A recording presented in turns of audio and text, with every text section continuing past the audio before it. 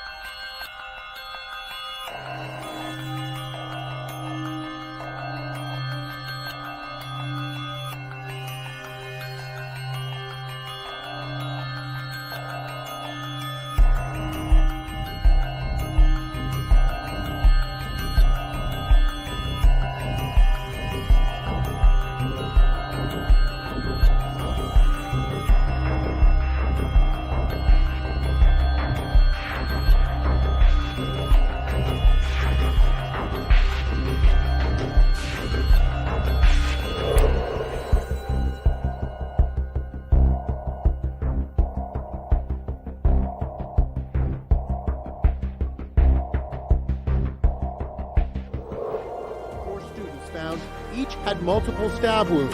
Some had defensive wounds, showing they fought with the attacker. And there was no sexual assault. County Coroner Kathy Mabbutt is describing the murders as personal.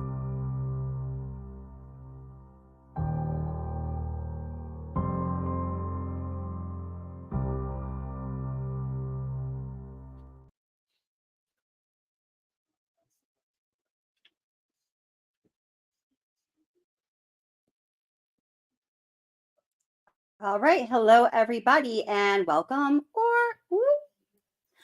back to What's the Obsession live stream and chat. On this channel, we cover a number of true crime cases, doing deep dives into the most interesting aspect of those cases. So welcome, everybody. I am so glad you're here. I know it's been a while since I've done a live stream, and I'm so happy to see you guys. So let's just see who is in chat here. Hey, Sis Vicious Girl, how are you doing? I'm glad that you and the baby are doing well. Hey, Sophie's mom too, Mick J, Mrs. B, how you doing, Mrs. J? Acid Rain. Let's see, Sally Dreiger. Did I say your name right? But welcome anyway. I hope that I did. Hey, Pumpkin, how's it going? Mary Beth Kroll, welcome. How are you doing? Sophie's mom again. Hi, Karen G. Always so happy to have you in a live stream. And let me see who else is here. I'm just going to go up a little more and then come back to current time. If I missed you, say hello. We'll say hello back. Hello, Kevin. IQ test came back negative. Bashnik. Your names are so funny. Hey, Ara. So happy to see you. How are you doing, my darling? And all right. So I'm going to come back down to current times now. Okay. So, and then oops, alala. Ha. That thesis is a lot of information. Is a second. Well, I just want to see what you're saying here. So Oops Lala said he's a human, that a thesis with a lot of information now in the hands of whom? Second, if that was my brother, people are dissecting him like he's a bug. Sorry, it hurts my heart. So you're talking about Bryan Kohberger?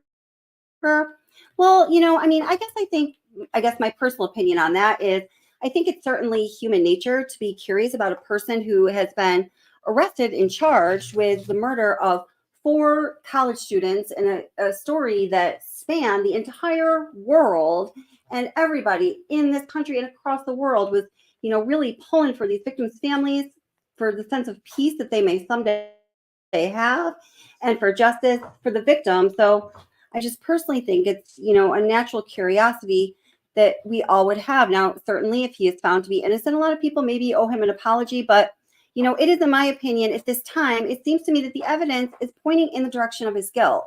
I know that people are deeply divided on the issue of whether Bryan Kohberger is guilty or not. In fact, I think it is quite a phenomenon that so many people, now are taking the position that this man is innocent, even in the face of, a substantial amount of evidence that points towards his guilt. And we know that there is so much information in the hands of the attorneys that is going to be vetted out in the trial, which is eventually going to happen when we do not know that at this time. And we don't know much of the evidence that they have. Still, to me, it does seem like a heck of a lot of evidence.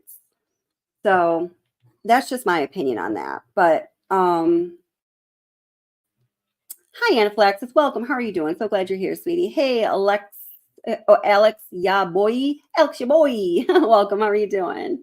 Honey Bun, how are you doing, sweetheart? I saw an email from you earlier. I didn't get a chance to check it yet, but I will check it out after this. So welcome, everybody. Come on in. Happy you're here. Happy that you guys that are watching the replay are here as well. So everybody, come on in. Get comfortable. Rules of the channel. We want to hear your opinion. We allow for a range of opinions on this channel. We don't want to censor anybody or, repress anybody's thoughts or opinions or perspective, but we just ask that you remain respectful towards the victims and the victims' families and each other. Well, everybody, let's just always exercise respect, don't you think?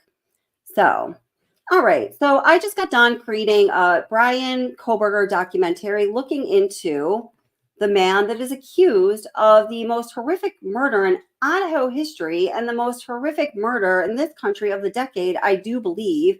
If anybody would like to prove me wrong on that, go ahead and put forth what you believe is a more horrific crime that has been committed. Hi, the real John Doe. How are you doing? Real John Doe says, I believe they have a mountain of evidence against him. That's my opinion at this time too. And geez, I just can't wait for this trial to happen. So everything can be put out on the table. And, the big controversy that is, the issue of whether Bryan Kohberger is guilty or not can finally be put to rest. Oh, man. So let's see. Real comes to next. You guys are so funny. Well, let's see. Suspicious says, agreed, but what happened to waiting to decide until we see all the evidence before we decide? LO, kind of a hot take on these streets these days. It absolutely is. And something that has really amazed me, guys, is, I don't know. For example, the Chapins recently did an interview, and of the YouTube that I've consumed over the past couple of weeks, which isn't all that much because I've just been busy. I've been busy creating a couple documentaries. I've been busy in my life, but what I've seen of that are a lot of people really, railing against Mrs. Chapin. People have expressed this extreme disgust and distaste for her. And man, I just don't understand that. I'm going to be honest.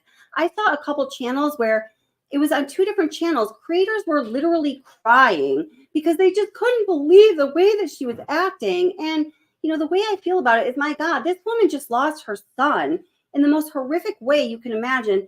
To lose your child and to stand in judgment of her it's just really hard for me to swallow. To stand in judgment of any of the victims' families is a really hard pill for me to swallow. I mean, I don't know what you guys think about that, but I don't know. So, and there's another thing that came about. I posted a video about Bryan Kohberger's car, his 2015 Hyundai Elantra. And in this video, I asserted that his Hyundai Elantra, his car, absolutely does have a computer in the engine, which is different from the computer that would be, a feature that you might look for when you are in the market for buying a car, which would have a navigation system and a GPS system and all that.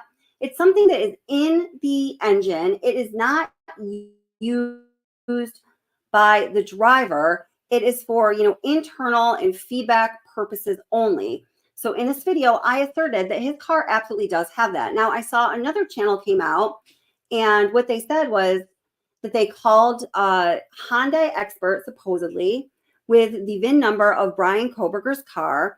And this Hyundai expert apparently said that the car did not have that computer in the engine. Well, I actually spoke to two different car experts that I work with. I am a special educator and behavioral therapist, for those of you who do not know. And the place that I work is actually much like when we're looking at Bryan Kohberger's biography, they talk about when he went to that, like kind of security and law program. I can't remember what it was called there, but it's preparation for going into law enforcement. So the place that I work at has all of those programs like that one that Bryan Kohberger was in, the career in technical education programs, as we call them in education, okay?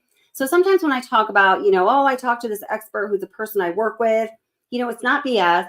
I work in a place like that where we offer a number of different courses for high schoolers, for adults, for continuing education, and even college credits in several different areas. So the people that I work with happen to be experts in a number of different areas. Anyhow, both of the people that I spoke to that I work with stated that absolutely positively after, oops, let me get feedback. They were certain that his model of car had that internal computer system in it. I was referring to it as telemetry because that is what that sort of thing was referred to in the Alec Murdaugh case. I don't know if in his 2015 Hyundai Elantra it would be called a telemetry system. I'm not 100% certain on that. That is not my wheelhouse.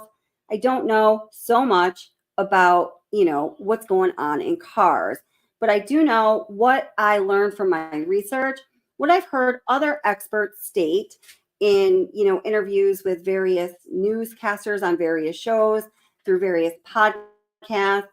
And the only source that I've heard that has been refuting the idea that his car did in fact have the computer in the engine was this one YouTube channel. So some of you guys sent me an email about that, and thank you so much. I really appreciate when you do things like that. But I just want to be really clear on that, because if his car does in fact have that system in it, and he was driving around as we believe he was, or as I believe he was, on the route from Pullman, Washington to Moscow, Idaho, and back that early morning hours of November 13th, 2022, the deal is absolutely done. In fact, I'm just going to play a short part of that gets to the point, because I think it's a really important point, and I just want to be clear that based on everything that I have learned about this, I would be shocked, and it would be flying in the face of several experts I've talked to, if his car was not equipped with that in the engine computer. Oops, let's see. Did I bring that to the stream? Yeah, I did. Okay.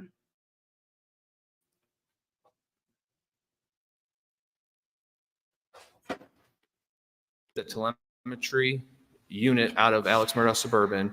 The telemetry data. We have their cell phone distractions here. We also have the FBI telemetry report. Telemetry data just showing a system startup, the telemetry system. On which the Suburban's underway? That is correct, according to the telemetry data. With telemetry. I just want to at this point because it's very much pertinent to what I'm talking about. So Ara says, oops, sorry, I highlighted the wrong one. Kelly, in the video when he was pulled over, we are able to see the console of the car and the screen in the car. Yes, we are, but regardless of whether we are or not, still, Ara and everyone else, the point is the computer that exists in the engine of a car for information, data recording, and feedback purposes is completely independent of any screen or display that would be in your car on the dashboard. It's not something for the driver to see and utilize. It's internal, okay? A bunch of green and blue boxes. Is this more telemetry data? And again, we'll go to the time on that. This is generally consistent with some telemetry data that Fafosky did. You get in your car, you kind of hear that noise before we started up the telemetry. We have a orange and blue. Some believe, and I am one of them, that the telemetry data was one of the key critical pieces of evidence that proved Alec Murdaugh's guilt in that trial. It's hard to get away with a lie about what you're doing and where you're going when you're in your car and a computer in your car is recording. It would show vehicle going into drive or park, moving, propulsion, that kind of stuff. I've been so interested in learning the possible information that we are going to be getting from Bryan Kohberger's car ever since, well, Bryan Kohberger was the suspect. And I've been wanting to talk about this in a video. And I chose to make this video right now because just a few days ago, Nancy Grace had this guy on her show. A mobile device forensic expert, Lee Reber. Now listen to this. He's the author of Mobile Forensic Investigations. And they made a point of answering a question I've wanted to know for a long time. I've talked about it a few times during live streams. Maybe you were listening, but here it is. You stated that you knew for a fact the 2000 Elantra, all the way back to 2011, has the nav system. Navigation and the navigation system she's talking about, once again, is not the one that you see on display on your dashboard in your car that you use for navigating purposes. It's internal in the engine. And everything that I found out from my research and the two experts that I talked to is consistent with what she is saying here, that since 2011, that date coincides. So all the information that I had found out aligns with the other piece of information that I found out, which to me makes me believe that it's solid information. I'm going to let Mr. Reber answer that question in just a moment, but first I want to make a distinction between the navigation system that Nancy Grace is referring to here and a GPS or navigation system that is a feature on a car that you might look for when you are in the market for buying a new car and you're looking for one that lists, oh, great, it has a GPS system so I can find where I'm going. If you were to look up Hyundai Elantra 2015 navigation system, because that was the year, make, and model of Bryan Kohberger's car, you're going to find an answer like this. So it says, does the Hyundai Elantra 2015 have a GPS? And the answer is the 2015 Hyundai Elantra did indeed come with GPS, but only as part of the upgraded infotainment package. This package added a 7-inch touchscreen to the center dash, which includes Bluetooth functionality as well as a navigation and GPS capabilities. Unfortunately, this was not offered as a standard equipment at any trim level. It needed to be added when the vehicle was purchased new. So that, of course, means if Bryan Kohberger was driving a 2015 Hyundai Elantra that did not have that upgraded system, then it wouldn't have this GPS navigation system in it. So one who read one of these articles that I just researched would say, no, that is wrong. Bryan Kohberger's car did not have the navigation in it. Nancy Grace, once again, Nancy, you are wrong. This was a little bit confusing to me because I'm not really a car person. So when I was looking into this and I asked a few people who know what they're talking about, I was able to find a clear distinction between what this GPS navigation system is part of a feature on a car, and the navigation system that is a computer in the engine that Nancy Grace is talking about. So I want you to watch a little excerpt of this video here from 2015. So the gentleman that is talking is a vehicle expert, and this video again is from the year 2015. So he is talking from a perspective of, well, the capabilities that cars had in 2015. In this video, he talks about the navigation system, as Nancy Grace calls it, or the computer in the engine, that is apparently the computer that all Hyundai Elantras did have in them after 2011. Car has lots of different computers. You might have one in your dashboard, but the one that I'm talking about is the one controlling your engine. That's called an engine control unit. And you can access the data coming from the engine control unit computer by a port in your car. It's usually just located underneath the dash. Most computers in cars today have GPS in them, but access to that data is usually limited to the vendor itself. It's not something that's covered as part of the OBD specification that most people can access.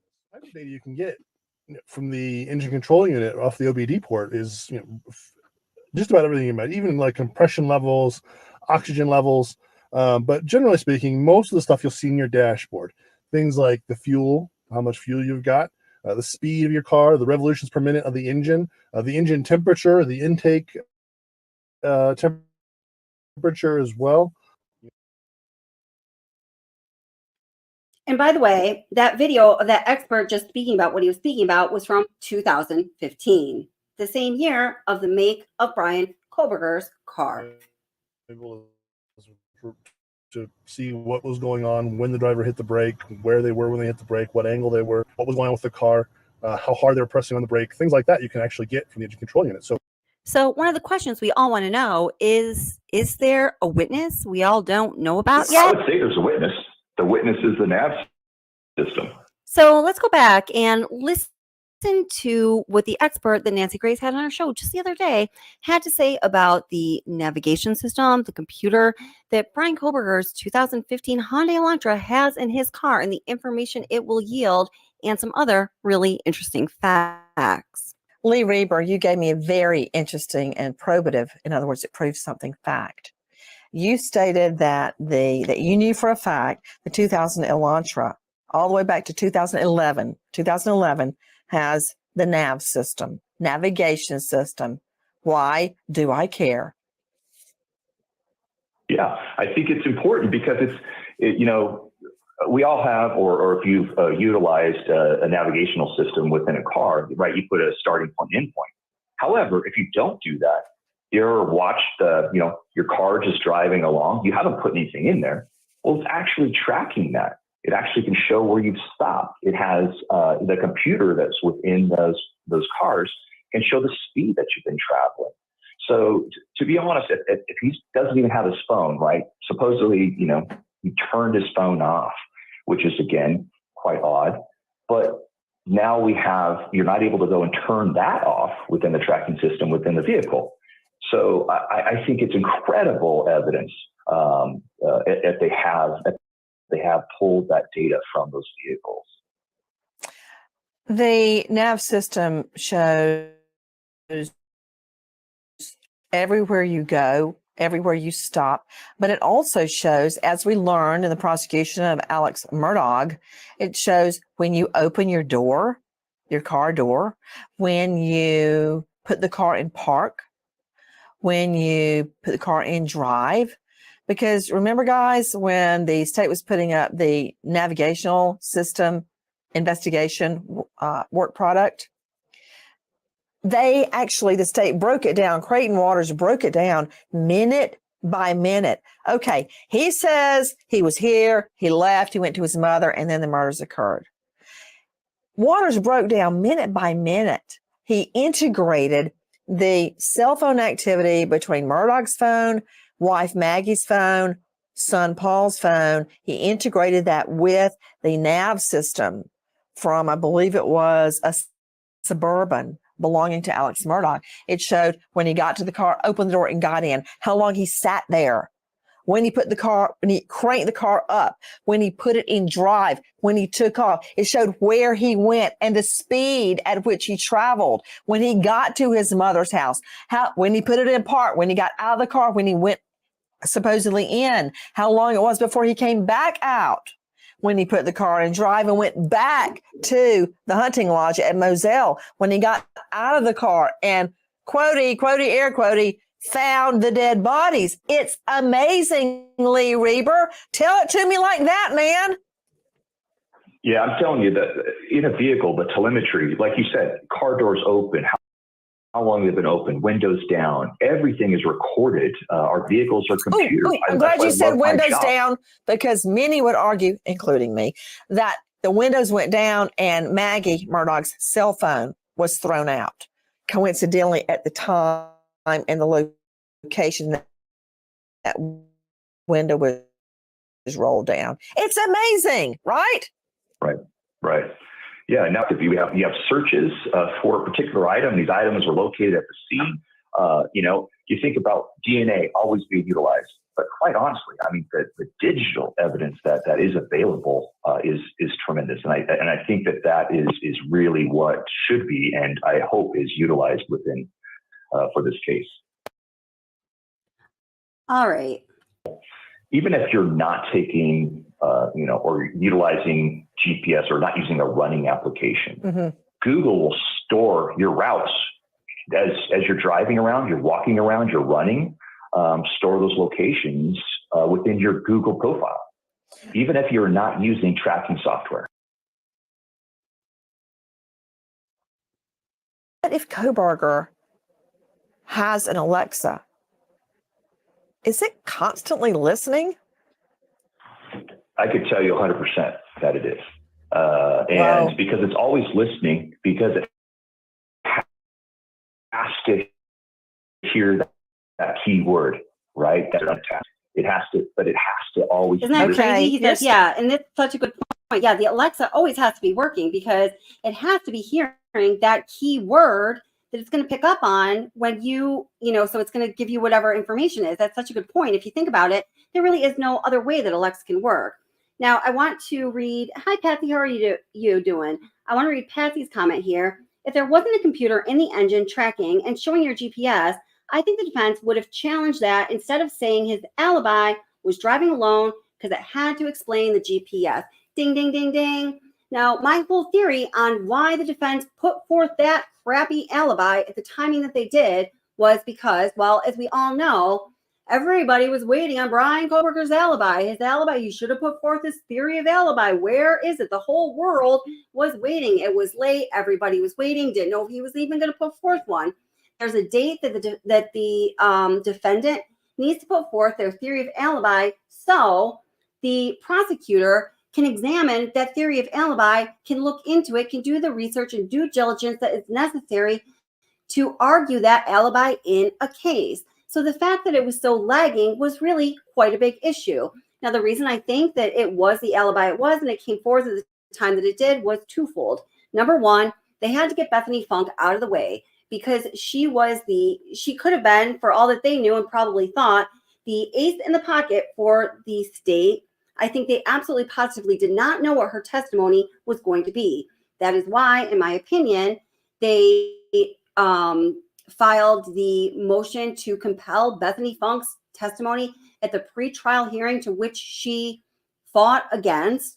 Obviously, that pretrial hearing never happened because they went to a grand jury, and we all know what happened in the grand jury, of course. So they get that out of the way. And I think it is when they finally got the information back from this computer that is in Bryan Kohberger's car engine, separate from what would be on the dashboard in the form of a GPS or navigation system. It's the internal computer that the driver does not use. I think they were like, oh shit, now what do we do? So Patsy here is saying, the alibi had to somehow account for the information that is going to be put on the table at trial that is taken from that car's engine internal computer system, and it is compelling. I think the only way they thought they could refute that evidence is to say, dude has a habit of driving around aimlessly in the middle of the night, and that's what he was doing on that night, but not near 1122 King Road. Dun, dun. Oh man, I just think that's what's up. So, thank you very much for all the comments here. I really appreciate all of you coming on in. Come on in, get comfortable, and join in the chat. Okay, so switching topics a little bit here. I just finished my Bryan Kohberger documentary. It's going to drop tomorrow. I actually was going to put it out tonight, and then I realized, by the time it got done, processing and everything was good. It was half an hour before the live stream, so I didn't want to compete with the live stream, so I'm going to put it out tomorrow. So everybody, please go and check it out. And yeah, Ara, that's one reason we love you. You're a great hole poker. Where's your comment there? I'm trying to pin it. Absolutely. No, I don't ever take offense. I'm sorry if I seem emphatic. It's just that I want to be clear about this really confusing point. Because it is confusing. And, I guess what I want to do in this channel is help to bring clarity by bringing forth the facts and solid theories that are based in evidence and data. And, I love those pie charts. Welcome, Miss Match. How are you doing? Come on in, get comfortable. Okay, so now I'm going to jump over to a little preview of a couple parts of the documentary that I'm going to be dropping tomorrow. And taking a look back at the person that Bryan Kohberger is and some things that we have learned about him along the way, and maybe at the time we thought something of them, or maybe we didn't. But now, a year after this crime has been committed, and quite a while after he has been arrested and we've known who he is and people have looked into him, we can certainly look at things in a different light. Hi, Heavenly. Come on in. How are you doing? Nice to see you. So I'm going to bring that into the stream here. All right. Oh, nope. I just brought the same thing into the stream. All right. Stop and present. Welcome, everybody who's coming in. Thanks to everybody who's watching the replay. I'm grateful for all of you. And Angel D, how are you doing, sweetheart? Glad you're here. Hi, Mike. How's it going? Thanks for being here. All right. Bryan Kohberger documentary. Accused.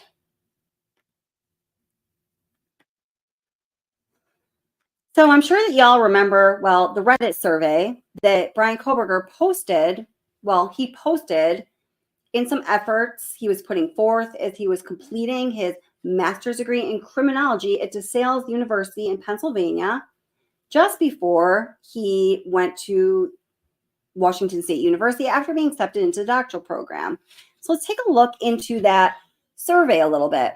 There were some conclusions that I came to when I first looked at this full survey. It's really long. A lot of the times, the part of the survey that is published is just a small portion that asks about an ex-convict's, responses to what you were thinking and feeling before the crime, after the crime, during the crime. And I have thoughts on those questions too.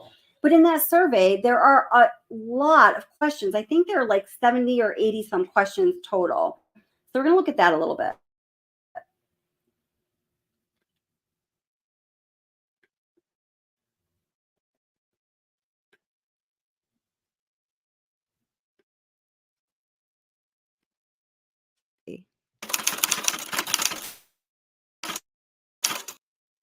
But prosecutors made a point in their probable cause affidavit. They went into detail about this Reddit post that the defendant allegedly made. Reason why they chose their victims and committed their crimes. Now, I understand he studies this stuff, but this is still a little strange. I have to agree with Vinnie Politano that Bryan Kohberger's research survey is a little bit strange.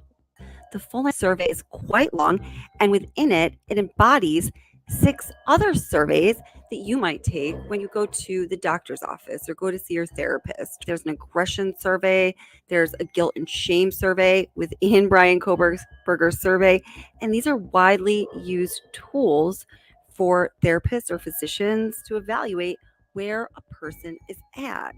It is my opinion, and the opinion of some colleagues that I've spoken to about this, that these are qualities that Bryan Kohberger was concerned about having or not having in himself, and he put them in the survey in attempt to see if he could relate to others in that way. Am I a criminal because I have these qualities? Let's see if criminals relate to me. Do they have the same qualities? Still a little strange. Sounds like he's looking for the reasons why people do the things that they do. Maybe to answer the question for himself. Maybe to explain for him why he's motivated in the way that he is. Are you trying to figure out who you are, or are you trying to figure out who they are? And in this particular case, I think the prosecutors are going to say, yeah, this was about him trying to figure out who he is, because we can tell you who he is. He's this guy. What do his studies tell you about Bryan Kohberger? It's not that unusual for sadistic killers to study criminology. We think of the BTK killer in Kansas, the Golden State killer in California. Both had criminology degrees. Bryan Kohberger's research survey was published in his senior year at DeSales University. Just a few months later, in the summer of 2022, Bryan Kohberger moved across country to Washington State University after being accepted into the criminology doctoral program. Here in this video, we're going to look forward in time, and then we're going to take a... Okay, again, so that's the excerpt of my Bryan Kohberger documentary that is going to be dropping tomorrow. So as we are looking at this survey, let's look at the long form of this survey. So I'm actually going to be referring to a Reddit post, and the author of this Reddit post typed out all of the survey just in text, because I don't know if you can find the entire full-length survey online anymore. And man, I wish I grabbed that full thing a long time ago, but I just took screenshots of the questions that I at the time thought was important, and based on what I just told you, really the whole thing is kind of important. And I think you can come to a conclusion about Bryan Kohberger after you really understand the survey. That's why I'm bothering to do this. Okay, so this person is True Crime Thoughts. That's the Reddit poster that posted this whole survey. So first, in the first part of the survey, we just have, what is your age? What is your gender? Let me make sure this is showing up. Let me make it bigger.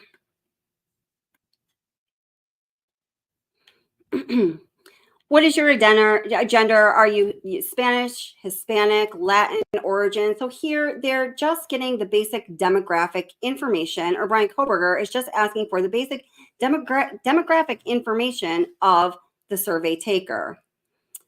All right.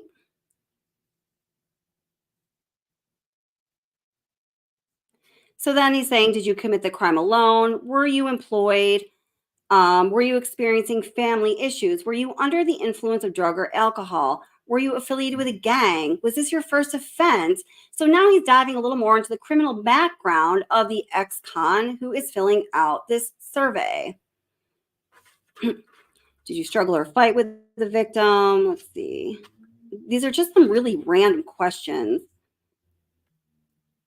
Okay, so now these questions, 14 through, I don't know, it's about 10 questions.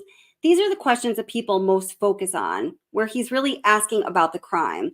How do you prepare for the crime before leaving your home? Please detail what you were thinking. How did you travel to and enter the location that the crime occurred? Okay. After arriving, what steps did you take prior to locating the victim or target, person or object? So that's kind of a confusing question. Oh, shoot. Well, I'll bring it up later. That says, why did you choose the victim or target over others? Okay, I want to stop at this point and just let you know that there's different rules, so to speak, of making a sound survey that is looking for information that is going to be converted for data for scientific, professional, or academic purposes. And among those parameters that people should follow if they're going to be making a sound like legitimate survey is, first of all, the survey should be replicable and accurate. So that means that the words used, the terms used in the survey questions themselves need to be strongly defined so there's no confusion or ambiguity about what those questions are asking. So these questions here, particularly the ones that he is about to ask about the crime that the ex-convict who would be taking the survey committed, are very vague. They are not well defined at all. So they would not be yielding any kind of really useful information that could be turned into any kind of reliable or accurate or replicable data that would be sufficient, for a scientific method study. Let's see, let me bring this back here. Questions like, number 18, before making your move, how did you approach your victim or target? So, what does making your move mean? That's really not a good question when you're talking about academic or scientific research. Oops, I just missed my point here. Number 19, what was the first move you made in order to accomplish your goal? Again, move you made is very vague. Accomplish your goal. We haven't established what your goal is. So again, crappy question. How did you accomplish your goal? For the same reasons? Not a good question, not a valid question really in a survey like this. Before leaving, did you do anything else? Again, extremely vague, not a good question for this kind of survey. Oh, is this not the long form? Let's see here. Oh, no, it is. Sorry. I just jumped ahead. Sorry about that. There's so many numbers. Okay.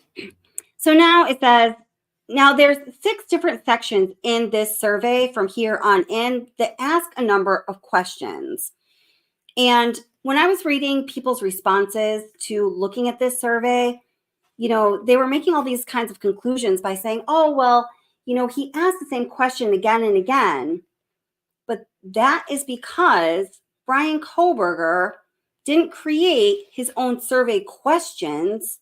What he did was he created a number of questions on this survey based on taking 6 different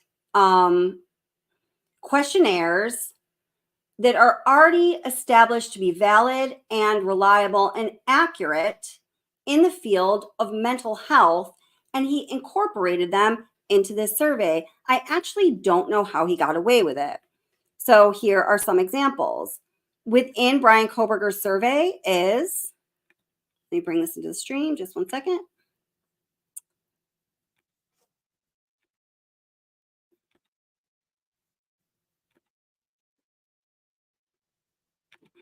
The PHQ-9, the patient health questionnaire. Does this look familiar to anybody? Over the past 2 weeks, how often have you been bothered by the following problems? Little interest or pleasure of doing things, feeling down, depressed, or hopeless, having trouble falling asleep or staying asleep, or sleeping too much, feeling tired or having little energy, poor appetite or overeating, feeling bad about yourself or that you're a failure or have let yourself or your family down. And some more questions. You rate this from 0 to 3 on a scale from not at all, several days, more than half days, nearly every day. This is your basic depression screening questionnaire that is widely used in physicians' offices and mental health offices worldwide because it is proven to be reliable, accurate, replicable, and valid. Additionally, included in his survey content was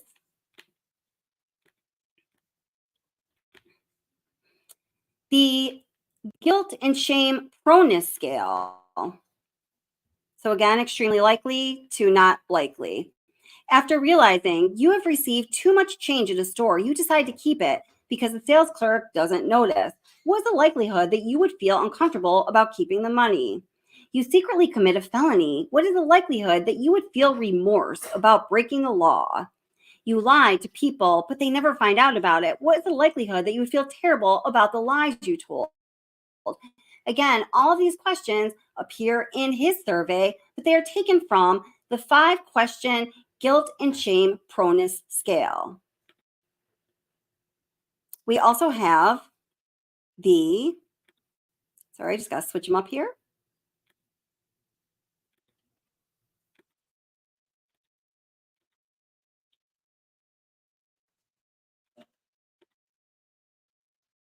The Toronto Empathy Questionnaire, also widely used because it is proven to be reliable, valid, replicable, and accurate. When someone else is feeling excited, I tend to get excited too. Other people's misfortunes do not disturb me a great deal. It upsets me to see somebody treating disrespectfully. I remain unaffected when someone close to me is happy. I enjoy making others feel better, and a number of questions, all of which appear on Bryan Kohberger's survey, and you rate them from never, rarely, sometimes, often to always. Additionally, within Bryan Kohberger's survey, we have the dun dun dun. Switching my screen.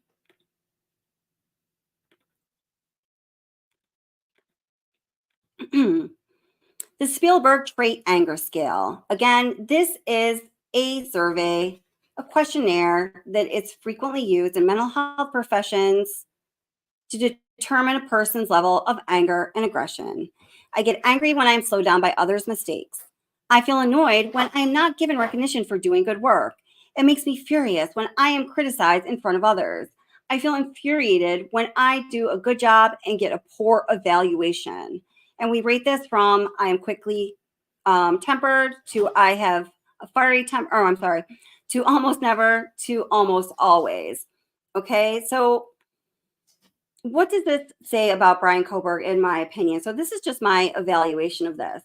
So since Bryan Kohberger, he put out this survey, a questionnaire for ex-convicts to complete about the nature of their crime. When you look at the different surveys that he included within his master's degree survey that was posted on Reddit that we found out about on December 30th, 2022, the very day that the man was arrested, I think you will find that what he's trying to evaluate are a lot of emotions and feelings and thoughts that when we look at Bryan Kohberger's history, we know from what other people tell us and from the history that has occurred that he is likely to have been experiencing himself.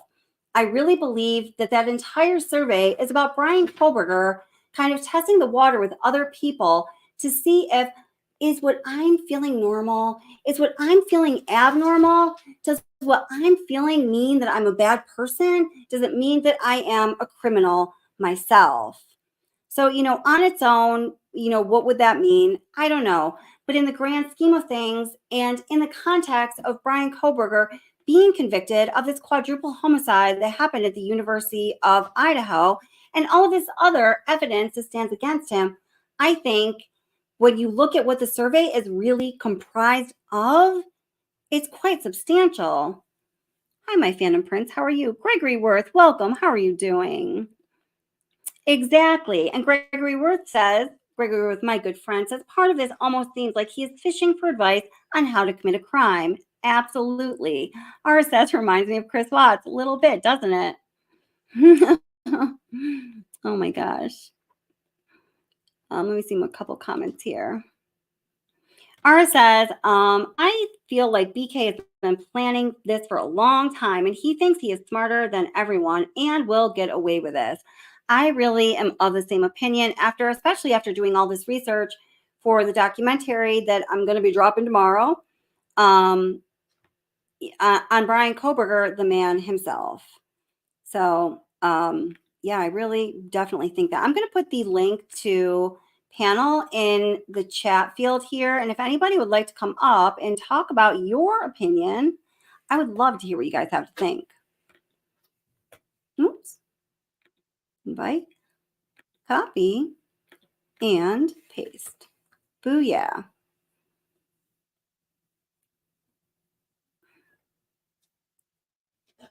The word seems strange, infuriating. I think that's because that was from the anger scale assessment that I just was reading from, right? Is that where we got the word from? So yeah, so come on up. State your opinion. We all want to know what you think, as I like to say. And Anaphylaxis says, Ara, I think that too. Yeah, it does seem to me like he was planning this for a long time. And, again, another thing I've seen a lot of when I have had the opportunity to check out, what's going on in the world of YouTube and social media is, I've seen several videos, from different creators, saying, why is Bryan Kohberger the guy? Why was he the patsy? Why was he the guy this crime was pinned on? And it's just so hard for me to wrap my head around how the fact that people are dead set on the fact that this man has got to be innocent, how that came about. I don't know what evidence, and if anybody hasn't answered this, I would love to hear it. What evidence is out there that points to him not being the guy? Hi, Laura Williams. Thank you so much for becoming a member too, sweetheart, and welcome. I'm glad that you're here. Oh, Ara's going to come up, and I can't wait to hear from her. Hey, Miss Kelly. Hey, how are you doing, sweetheart? What do you think? Thanks for letting me up. I miss you. you. By the way, I miss you too. Yes, I miss you very much. I'm glad you're here. What do you think about all this? Well, I'm not sure. I'm here for you to tell me what to think, essentially. But the teachers, like the professors that Bryan Kohberger had, weren't they the ones that were like the lead people in BTK? Was it BTK? I think, yes, go ahead. The professors that he had. Yes, that's it. The professors that he studied under pretty much covered BTK. They interviewed BTK. Like that, it was this lady. Do you remember? Yes, that's right. Yeah, it was one of his professors at DeSalle University that wrote the book on BTK. Right, and she interviewed BTK, and then Bryan Kohberger is taking classes under her. Right, that's so right. you can't ignore the pattern here. Like the professors that he's wanting to, because the lady that did the BTK, that was a graduate course, right? That's right. Yeah. Actually, here we've got a little article about who is Professor Ramsland was her name. So let me just bring that up really quick and we can learn just a little bit more about her. Just going to read just a little bit here. Because you know how I like to do research on the spot. The only Okay, this so is let me why I just a little love you, bigger. because you show your receipts and you do research. I literally try to be like you so much.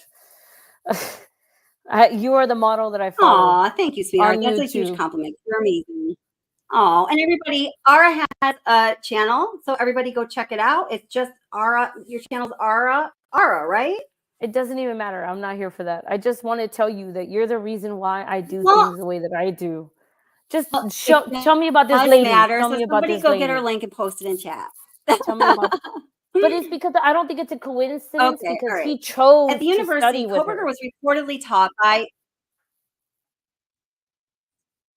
He did. Yeah, I think at that point, in my opinion, he was starting to really explore, like in his own mind and heart, if he was going to really commit this crime. So it says, Yes. Professor Ramsland, PhD, is professor and assistant provost at DeSales University. She came to the university specifically to teach forensic psychology, focusing on her field of expertise, extreme offenders, according to her biography. All right. And here's a quote from her. Having experienced the excitement of forensic psychology, somebody else. She hopes to show students how to find and prepare its many opportunities. But she she wrote a Instead whole of- ass book. Yes, she did. Here, we're going to look at that right now. Ramsland has published over 1,000 articles and offered 69 books, including The Mind of a Murderer and How to Catch a Killer. She also worked with BTK serial killer Dennis Rader to co-write Confessions of a Serial Killer, the untold story of Dennis Rader, the BTK killer. She appeared in hundreds of crime documentaries and consulted for television shows, including CSI and Bones. Federal and state investigators are combing through Kohberger's background, financial records, and communications as they work to determine a motive for the killings. A law enforcement official recently told the Associated Press investigators are interviewing people who knew Kohberger, the official said. So, and if you want to see all of those people that they interviewed, you can check out my documentary when it drops tomorrow, because I think I have all of them in there. Yeah. So absolutely, he studied under her, and there's a lot. Yes, he studied under her, and she wrote the official book on BTK. It could have been a choice, to study under her, because in graduate studies you have a choice what you want to do, Absolutely. what your path is going to be. So I guess my question for you is this coincidental?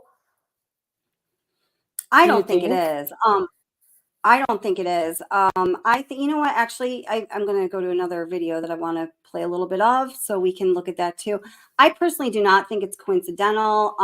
I think that he very much was propelled along this path towards committing, as Ramsland would say, an extreme offense.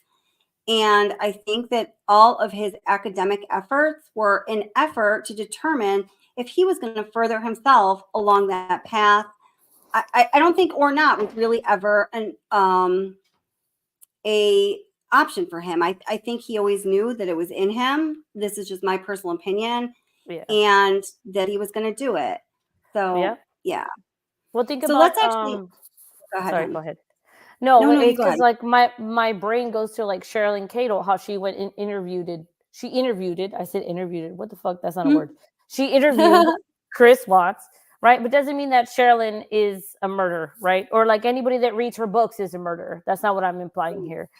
Right. Oh no. What I'm saying here is it's a pattern. It's just interesting how he chose to take her course, but she did the BTK thing. And like if you follow the professors that he's had and what he writes, I feel like he felt like immune to like creating this, like all these questionnaires that you were reading. What the fuck, bro? First of all, I know. And I can't believe it. The people that were overseeing his research let him put out a survey that was basically just comprised of these 6 other like widely accepted questionnaires with some additional like demographic questions, and then some really poorly defined specific questions about crimes having been committed. Well, it makes sense though, because if his supervisor is the lady that interviewed BTK, to me, it would make sense that she'd be okay with these questions. Well, she's not. That wasn't his supervisor in his doctoral program. That was his professor when he was getting his master's degree at DeSales University. You see, this is why I love Kelly. But yeah. So here, let me bring in another little part of. Well, this is actually the court TV. Let's see. I took some of this, parts of this in my documentary that's going to drop tomorrow, because I thought it was really interesting stuff. This just came out last week from Court TV. It says the case against Bryan Kohberger, a Court TV original special. So I'm going to play part of this that is not in my documentary about an expert talking about the questions that, we're kind of asking right now. I am Siobhan Scott. I am a psychotherapist from Portland, Oregon. So what are your thoughts about this Reddit post? I see a theme with him for years in his online writings of going back and trying to make sense out of himself. And I think he was in that category of, I'm studying all this because I want to understand myself. And so I think that was driving his research. There's also, in a rather perverse way, perhaps an attempt to develop some sense of camaraderie with other people and to get a sense of maybe I'm really not the only one who has these thoughts and feelings and experiences. What do his studies tell you about Bryan Kohberger? It's not that unusual for sadistic killers to study criminology. We think of the BTK killer in Kansas, the Golden State killer in California. Both had criminology degrees, and the California killer did go on to become a law enforcement officer, and there have been quite a few others. So I think there are three reasons people study criminology. The first is because they're altruistic and they really want to make the world a safer place. So they have good motivations. The second reason is because they're absolutely fascinated by the criminal mind, which can be a fine reason, but the dark side of that is they're trying to figure themselves out. And the third reason is because they have a plan to commit crimes, and they're studying police tactics and procedures so that they can become a better criminal. Okay, so according to this psychologist, there are three reasons why a person goes into studying something like criminology. And there's the, altruistic reason. They really just want to, fight against crime. There is the self-inquiry reason. And then there is the reason like, this is part of me creating my grand plan to commit crime because that's what's going to happen reason. I think that's pretty interesting. And if Kohberger is the killer, I think those second two reasons would be at play. Whoever did this, be it Kohberger or someone else, a sexual domination killer. And this is someone that's created a sadistic theatrical production based on fantasies that he's had for many years. Now, the fantasies serve to meet his emotional needs to express rage at women and to have a sense of godlike power, because others' vulnerability makes him feel invincible and their deaths make him feel like a god. Coming up, the legal what did she just say? Let me listen. I just want to hear that. Just one second. I just want to hear that go again. back. Yes. So, good motivations. The second domination killer, and this is someone that's created a sadistic theatrical production based on fantasies that he's had for many years. Now, the fantasies serve to meet his emotional needs to express rage at women and to have a sense of godlike power, because others' vulnerability makes him feel invincible and their deaths make him feel like a god. Wow. Others' vulnerability makes him feel invincible and their deaths make him feel like a god. Now, I researched this woman because I did include something else that she said in part of my documentary. I wanted to make sure she was legit, and she is definitely for sure legit. And I have no opposition to everything you just said, but Miss Kelly, something, you know how my brain is, it just says, okay, never mind. Anyway, I'm wondering the way that she speaks about it, because it's like how coincidental it is for her to be around two like serial killers, essentially, right? And then Mhm. she just seems to be like the center of this as well, right? So like, would there be any possibility, and I'm only going to say this here, but I know it might sound stupid, any possibility that she kind of like thrives on this attention also, or Wait, who are you talking about? Is she? this lady? Okay, so this is not Catherine Ramstead. I'm That is talking a about Catherine. okay. So the woman that just spoke is not her though. Right. But you're saying the author who studied BTK? Yes, and then that Bryan studied under. I don't think so. I think she's just a genuine researcher. I mean, Okay. I think she's just someone who's generally interested. I think she's somebody who, got into the field of psychology. And when you get into the field of psychology, I know this because I majored in psychology, you have to choose a route because having just a general psychology degree in education Right. ain't going to get you more than the minimum wage, if even that. I So you had to have say to it out choose. loud. I had to say it out No, loud it's because okay. I didn't want my conversation to go on with that in the back of my mind. You know what I mean? Because then that would like deflect No, that's all or like good. I had to say it out loud, but but That's yes, all you're right. good. That's all good. Yeah. So I mean, that's just my opinion of him. I personally don't find her to be suspect at all. Now, Karen G says something interesting here too. And you know what? This is true, Yes. Karen G. And I saw this along the way, and I haven't made a point of it, but this is such a good point. A lot of people have said, oh, they put forth one of the reasons that I think, he's not guilty or that he's not the only person who committed this crime is because he said when he was arrested, did you get anyone else or something like that? So Karen G says, I always found it so odd. Like he just wanted to repeat. Oh, wait. Oh, I'm sorry. That's the wrong one that I just starred here. There we go. Wait. Okay. So Karen G says here. I think he also said something like Gracie said when arrested. Did you arrest some others? Has anyone else been arrested? And you're right. Gracie did say that as well. So you are totally spot on with that. Yeah. Yeah. I mean, I really think that he idolized and wanted to emanate all of these other, Yep. very famous murders. I really do. Yep. He wanted to immortalize himself in this Yeah. way. Rage Against Women. Did she just make that shit up? I don't know. I mean, I think, and I really, in the documentary that I made, I really, laid out all of the different incidents in his life where it had to do with him treating women poorly that deeply affected him. Like the most recent one was when he was relieved of his teaching assistantship duties, which took away his funding, which got him kicked out of the doctoral program at Washington State University. It was because of the way he was interacting with a female professor that he was supporting. Go back to his job as a security person at his high school when he was working there after he graduated.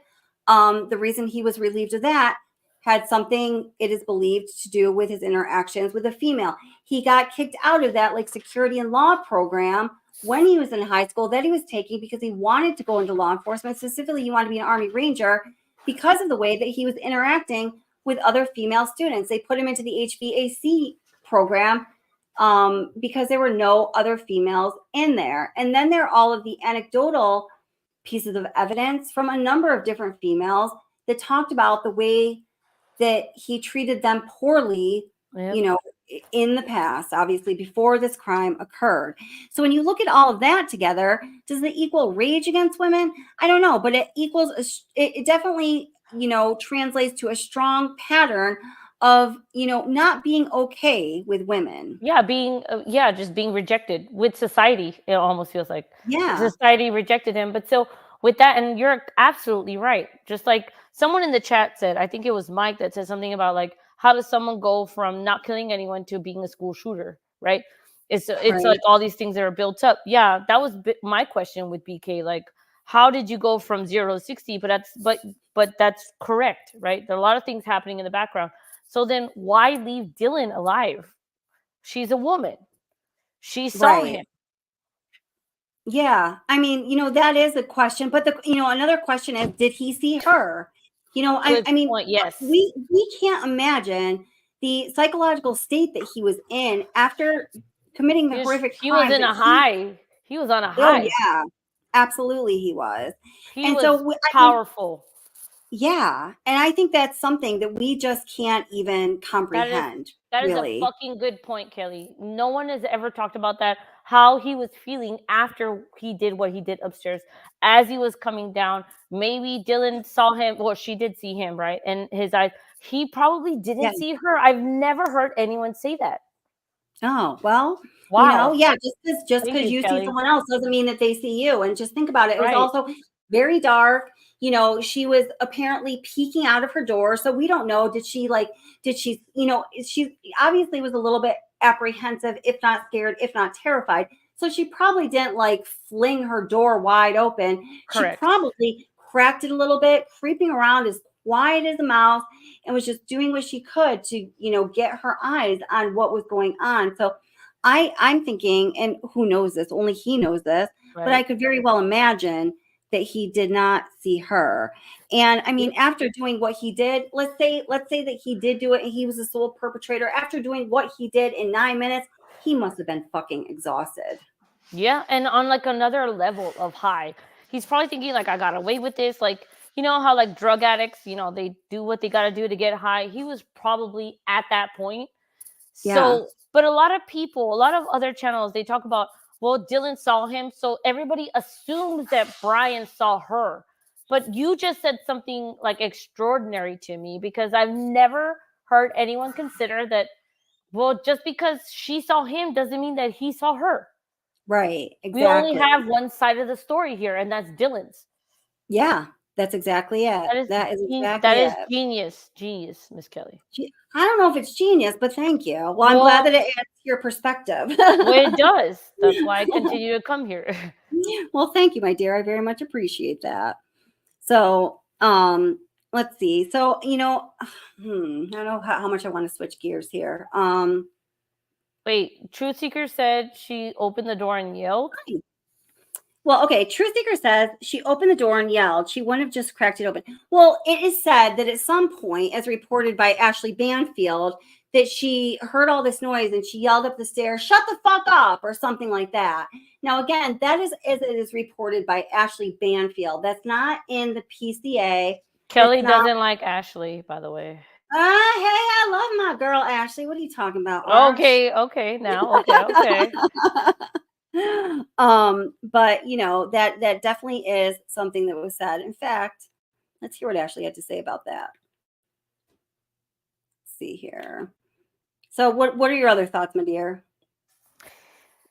I guess the only thoughts that I have every time I like your channel is the only place I come for just like unbiased content, aside from Court TV. But Court TV gets a little like too dramatic with it, right? Yeah. But and it's just too much for me. But either way, like at the end of the day, no matter what is reported, it always feels like the defense, is just out to poke holes in the prosecution's hard facts. Oh yeah. Yeah, that's their job, man. They better be doing that because this man's life is on the line. But yeah, absolutely. But I do believe I mean, that he I is feel like they're guilty. always. What's that? I do believe he's guilty, like from everything we're lucky that we know as much as we do. They don't have to do all that they do. I know there's like our Freedom of Information Act or whatever, but still Mhm. we are lucky to have what we have, YouTube and Court TV. Finally the news channels have like embraced YouTube for like news because they've realized the audience that they can attain and like opinions or whatever. But at the end of the day, I do believe that Bryan is guilty, or Yeah. he knows what happened and someone was related to him, I guess, if we're talking about the DNA shit. But we won't get into that. I'm sorry. But thank you for Yeah. asking me what I think, because it's No. it's small compared to what you know. Well, let's listen to what Ashley Banfield had to report on. Well, let's just listen to Ashley.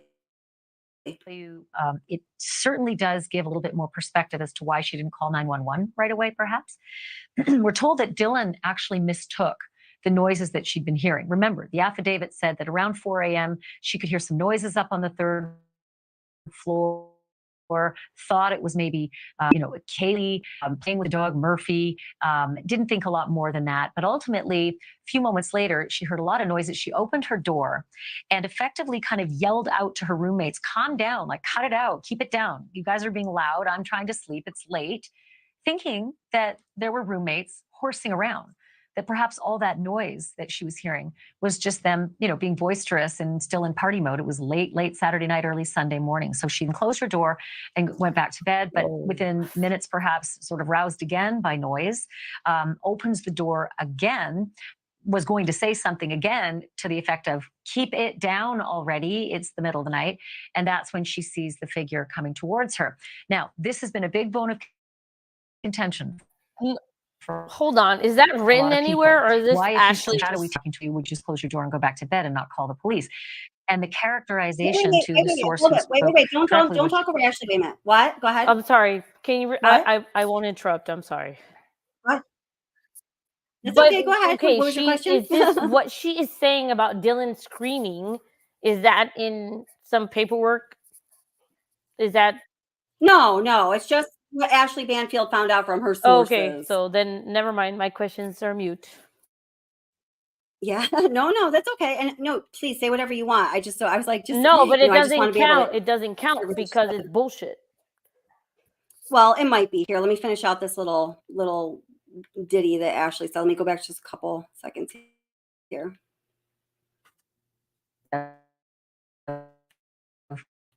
Keep it down already. It's the middle of the night. And that's when she sees the figure coming towards her. Now, this is going to a lot of people. Why, if you saw some shadowy, terrifying figure walking towards you, would you just close your door and go back to bed and not call the police? And the characterization to the source who spoke directly with her after the murders is that she didn't think that figure was anything other than just part of the horsing around. Maybe one of the partiers, maybe somebody who was a friend of one of the other roommates that was making all the noise. But it, startled her nonetheless to see a man in the middle of the night, dark, walking. So, hey, thanks, Ashley. What do you think about that? It doesn't make any sense. That doesn't make any sense. To be afraid, but not be afraid at the same time. That makes no sense. Yeah, I know. I mean, that really doesn't make any sense. I mean, I still can't wait to hear what comes out in the trial, because it doesn't make any sense. And I mean, I put out that video that talks about the 5 F's, the way that people tend to respond to trauma and extreme fear, the fight, flight, flop, freeze, or feign.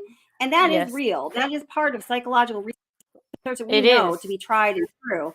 But all of those responses are parasympathetic responses which means you don't choose them. They're not conscious. Correct. They just happen. They're part of survival mode. Correct. But that wears off quickly. They do not last for 8 hours. Exactly. They do not. And I will back you up on that as a teacher, and I have to know these things. No, they do not last that long. It's a in the moment decision. And then you make choices afterwards. Right. But so when you're a teacher at a school, right, they say there's a shooter here. They teach you how to react in the moment, but they don't teach you how to react 3 hours later. That's where mistakes are made. Right. So it's the same. That's the same idea. So I get what you're saying. We're taught like in the moment responses, but like over time, that's really where the test is. That's right. That's right. Let's see. I'm trying to find this other video that I have here. So what else are you thinking about this case? You need to buy me some time here too. Well, I would be absolutely honored to buy you some time, because look, the couple things that seem to be in question over this entire year, and again, I will say it again, this place is the only place where I come to get updates on this, is what happened before the call to the police and what happened when Dylan saw Kohberger. Those two seem to be the most controversial, but I think you're right on that. Most important questions that are being asked here that are not answered. Nobody's asking what did Bryan do from his apartment to the house, or what was he doing? No, the questions are waiting 8 hours to make the phone call. The question is, what else did I just say? It was the night, like with what Dylan did, right? Right. And so like why not Dylan? So it's like, why not Dylan? Why did Dylan wait so long to call? Or who called Kelly? Who called the police? Well, it was one of Ethan's good friends, Hunter, who arrived at the scene, and then from Who called Hunter though? Miss Kelly, who called Hunter? Dylan or Bethany. Okay, is it Dylan or Bethany, or we don't know? We don't know. Okay, so that's a mystery. Miss Kelly, you know everything. I know you research the shit out of everything. You don't know who called. Well, I've even talked to some of the fraternity brothers. I've been talking I to for a really know. long time, and they haven't even told me that. I haven't asked. I haven't even thought to. We've talked about a lot of things, but Right. I don't know the answer to that. I don't think anybody does. Yeah, so it's what? So it's what happened in that 8-hour phone call, or Right. before that 8-hour phone call happened. Why? If Dylan was so scared, like, let me get into who I am right now. If Dylan was so scared, yelling out, but then saw him, but then hid in her room, if she was so scared, I would go check on my roommates. Right. Well, she did. Well, okay. She did contact all of her roommates. She didn't call them like a voice call, like ring, ring, ring call. No, go to their room. Right. No, that didn't happen. But that's what you do. I was in college like 9 years ago. Okay, if there's an issue, like, hey, are you good, bro? You knock on their door. Like, you literally live in a small space. Like, hey, you good? Especially if you're scared. Again, that's just me now. Me. Sure. No, I think so. I mean, it's very, I mean, that is one of my biggest questions too. Like, I'm definitely cutting Dylan some slack, and I don't, I really don't like it when people trash her, because there's so much that we don't know. But even understanding all of those responses that people have to trauma and extreme fear, I still have a very difficult time understanding why that 8-hour time gap existed. It's just hard to understand. Kelly, you are analytical. You can separate an analytical to emotional. You have you want to be kind to Dylan because she was a part of something super traumatizing. At the same time, though, from an analytical point of view, you're still in the point of like, why did you act this way? Trauma doesn't last 8 hours. You just said that yourself. Right. So I think sometimes not in that acute trauma response sense. That's right. Yeah. But you still want to be kind to Dylan because you want to give her the benefit of the doubt. Right? Yes. Which makes you a human being and not a computer. Right. I hope so. Yeah. And I mean, for people to just, be absolutely trashing her, and I mean, that's just hard for me to swallow. I mean, at the end of the day, be a good fucking person to your neighbor. Seriously. No matter what the fuck is going on, just don't be an asshole, right? It's okay to question, but we can do that in a kind way. Words of advice from Ara. No, seriously. That's right. I mean, don't be an a-hole. Jeez, people. Sorry, I had to say that because sometimes I catch myself like giving, like when I think about what Dylan did and did not do, I can easily get very mean and like, well, why the fuck didn't you do this? And, blah, blah, blah. You're the only one that survived. That's sus. I've gone through my, swirl of theories. No, I get it. But at the end of the day, we weren't there. We're not her. But essentially, trauma doesn't last 8 hours. Like you said, it's automatic. But then the choices you make after that, that's intentional.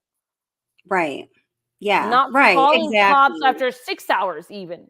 Let's give her 2 hours to be traumatized. 6 hours later, you still didn't do anything. Something's weird. That's right. No, I totally agree with you. I've been trying to look for this video I have of the walk through the house. Oh, here we go. I got it finally. Jeez, that was a crappy thumbnail. I couldn't even find it myself. I'm glad I helped. Okay, so somebody was just saying that, the way that the door opened or whatever, Dylan would have had to have opened the door really wide to have seen, the person outside of the door according to the 3D model. So let's test that theory. Let's look at it. All right. Let me bring this into the stream. Before you share that screen, let me ask you a question. When you're scared of something and you want to know what's going on, do you open your door wide or do you like sneak it open a little bit? Oh yeah, I sneak it open a little bit, baby. You don't just open it and be like, hey. No, if you know that something bad is happening, if you know something bad is happening, do you just sneak, you just open it and quietly open the door, right? Because you don't want to be seen. That's right. Yeah, Dylan exactly. I didn't. mean, that's Did what I would she? do. Right, So but we she. If she, what happened is my question. Anyway, take over, Miss Kelly. Yeah, no. I mean, that's like seriously an awesome point.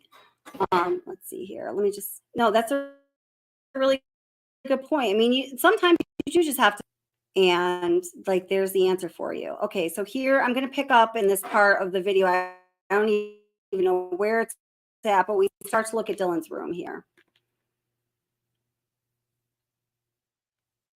Oh, apparently I'm buffering on myself. Hold up.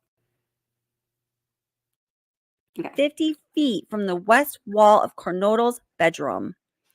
DM stated she opened, so I'm reading from the PCA, her door for the third time after she heard the crying and saw a figure clad in black clothing and a mask that covered the person's mouth and nose walking towards her. DM described the figure as 5'10" or taller, male, not very muscular, but athletically built with bushy eyebrows.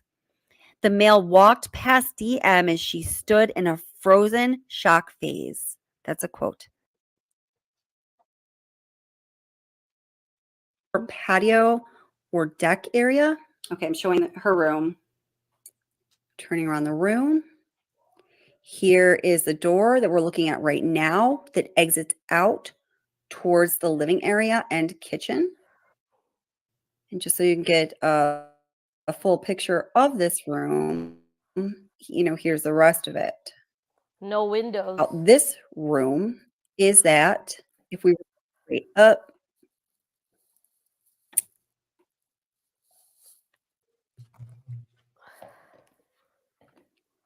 Madison's room is directly above Dylan's second floor bedroom. So this is Madison's room. We're going to get to this in a minute. We note here where the knife sheath was found and, some other things. But for now, let's go back down to Dylan's second floor bedroom. Miss Kelly. Wait, just one sec. Hold on, let me pause. Yes. I have a question Yes. for you that I'm not. What's up? I have no information. Okay, it's the downstairs people. Dylan, how far away was Dylan from graduating, and was she supposed to be in the house? Dylan was supposed to be in the house, and Dylan was a junior. Yes. Okay, so she was scheduled to be in the house during that Thanksgiving break. Well, it wasn't Thanksgiving break. It was November 13th. Thanksgiving that year was, I think, November 22nd. College kids get like 2 weeks off. No, people weren't leaving for Thanksgiving break yet. They were talking about just being prepared to leave for Thanksgiving break. Okay. Like after This is this my happened and students were interviewed, they were deciding whether or not they were going to leave early for Thanksgiving break, and they all did, so it wasn't quite Thanksgiving break yet. Thank you. The Miss two Van. people that weren't supposed to be in the house, so to speak, were Kaylee, who had already moved out, but she was just coming back to spend one more night there and to show Maddie her car. And well, Ethan was there like almost every night anyway, but he wasn't a resident. But here, let's just take a look at Dylan's room here. Yes. Directly below Madison's bedroom. Okay, so here we are. All right, so now as we approach the door, I don't want to get that close, I don't think. Let me turn back around. Closet. These things are hard to control. I stand over here again in the corner, looking into the room from the far corner. Okay, so now we're going to head out that door. So as you're looking out of Dylan's second floor bedroom, this is what you're seeing. You're looking into, I just want to look at the far corner. Oh, okay, here, sorry. Okay, so Dylan's door, so the hinges are we talked about this before. We have totally talked about the hinges. Yes. The hinges are on the outside, so it opens in. So just think about that, okay? Yes, ma'am. We've talked about this. Okay, so now we're going to head out that door. So as you're looking out of Dylan's second floor bedroom, this is what you're seeing. You're looking into the kitchen. You're not facing or directly seeing a door to Xana's bedroom or even her bathroom. So I believe when you look at the layout of 1122 King Road from this perspective, it helps for the PCA to make more sense.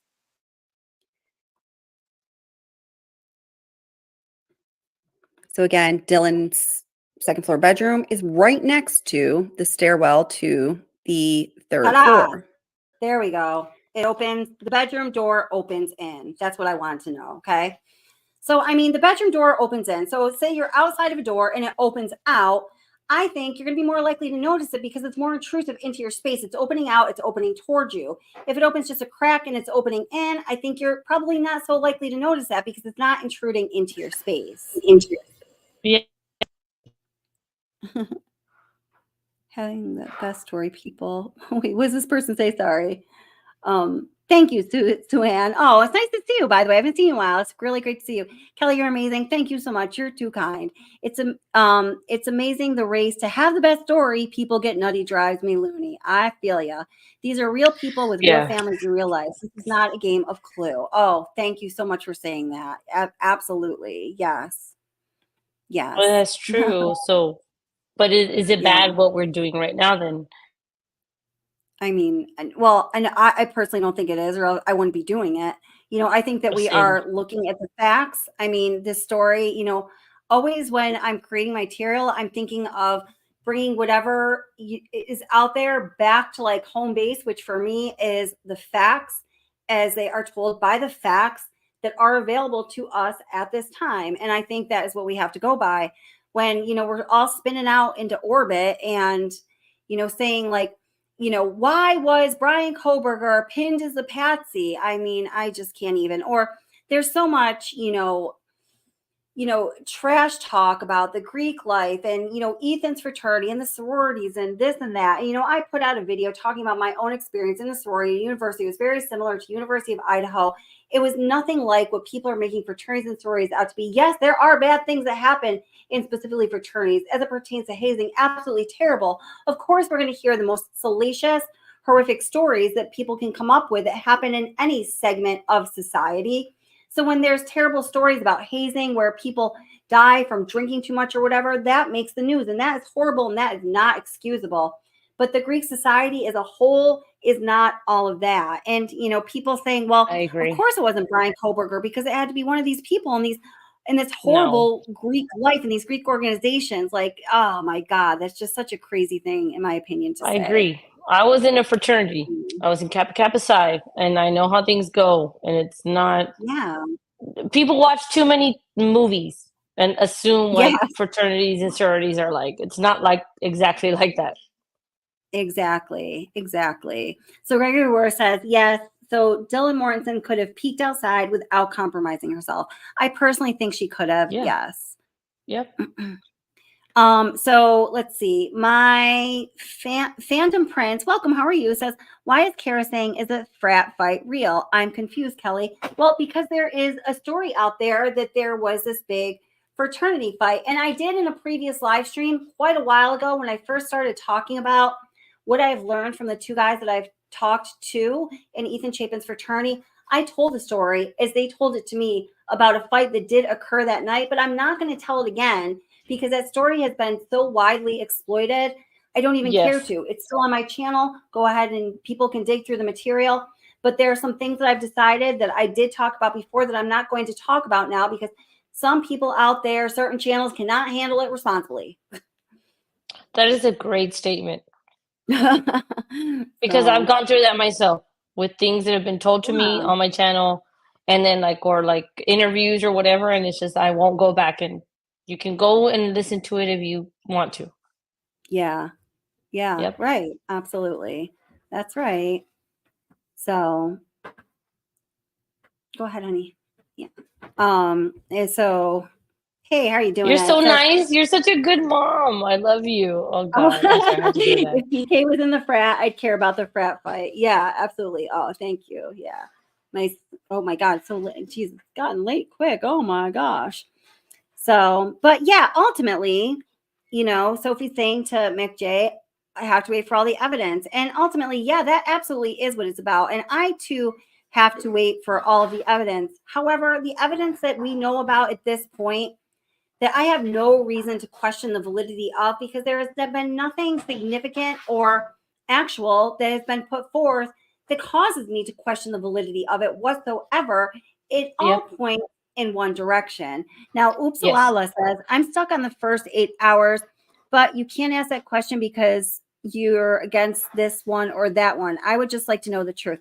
Yeah, I mean, same for me. Like, you know, I've said before, like I have compassion for Dylan. I personally think with the evidence that's out there right now, if I had to make a judgment on that, it seems like Bryan Kohberger is guilty. But still, those 8 hours are very, very confusing to me. I cannot make sense of it at all. Well, Ms. Kelly, I think that tells you that tells you everything you need to know. Being the analytical person that I know that you are, maybe you don't want to say it out loud, but I will. I think because there is no explanation of that time period, you know, when this happened, and then when authorities were called, because we don't have anything, that tells you a lot. It was significant. It's what they're not telling us also is telling, and you know that. I agree. And then Ditra Ed says 8 hours equals sleeping. And I think that you could be right about that. And I was strongly thinking that was the case as well until certain things came out.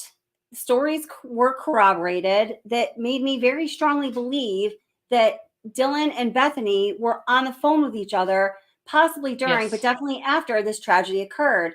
What I found out from the 2 contacts I have at University of Idaho made me know that that actually happened. So these tragedies occur. They're scared enough to be on the phone with each other for some period of time. Whether Dylan went down to Bethany's room or I don't know what happened from there. I don't think anyone but those 2 know what happened from there. But that's going to eat up another significant period of time. And when you're in that heightened state of arousal from fear, to go to bed is like, you don't do that. I can't make sense. I didn't want of to interrupt you because what you're saying is completely correct. Like you go from fear, right? That's why you closed the door. That's why you waited so long. But you had to tell people to be quiet. But then you're so afraid. I can't go to sleep when I'm that afraid. I've been that afraid. In my apartment complex, there was a time where people were shooting guns at each other. I could not go to sleep after that. Yeah, there was like this whole thing that was happening down the street. And I couldn't go to sleep after that for 8 hours. I was literally awake, afraid. I had anxiety. Like that doesn't. Oh, absolutely. I mean, you as a psychologist, or after you have trauma, do you just like go to sleep for 8 hours, like nothing else happened, and then you wake up and then call the cops? Like I don't understand, you know? Yeah. Hi, American Princess. Welcome. How are you doing? Yeah, no, I mean, I totally agree. I don't understand that either. And I think that that is one of the biggest questions that and I think everybody else is waiting for to be answered at the trial, because it is a question that, given what we know right now, simply cannot be answered.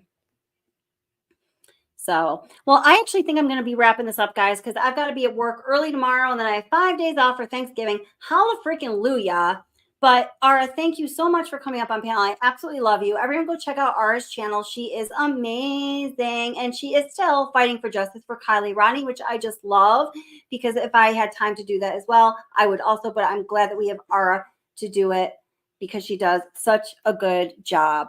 And remember, tomorrow, my Bryan Kohberger documentary will be dropping sometime during the afternoon hour. So everybody, please go check it out. And I am so glad you're here, whether you're in live chat now or watching the replay. Everybody, please remember to click like. And thank you for being here. Miss Kelly, will you text me? Will you text me when that live goes on? Because I'm on vacation now and I want to watch it, and I'm going to tell everybody about it. And thank you for shouting me out. You don't have to. I know I don't But have to, but I want to because I want people to go check you out. You're my girl. I want to support you. well, I'm gonna make sure that everybody I know is watching your shit because you're a badass bitch. Is all I'm gonna say. Oh, thank you. You're a badass I'm gonna bitch hop too. down, but thank you, Miss Oh, Kelly, and text all me right. back. Thank you so I much, love you. Laura. I will. Bye. I will for sure. Yeah. Bye. American Prisons, I'm glad you stopped in. I've seen you even in other chats, even when I've been watching replays, and I always notice what you contribute. And you have a lot of really good information and insight to contribute. So I really appreciate when you are here to live and have some of that to offer us. I think you came in just at the end, but I just wanted to acknowledge you and say thank you for being here. Thank you all for being here. Moderators, you are the bomb. Love you guys so much. Thank you for keeping everything under control. And I have 5 days off now. So I will definitely be doing some more live streams this week. And yeah, be looking for that. And yes, this channel is about staying true to the facts, justice for the victims, and finding peace for the families. And it is true that it's not till the trial happens and all the facts come out can we truly make any, real determination on, what we really think, given all the information about Bryan Kohberger's innocence or guilt. Yes, that is true. Y'all know my perspective as things stand now, and I respect yours as well. And thank you for being respectful here in chat. Let's remember the victims as we close the live stream.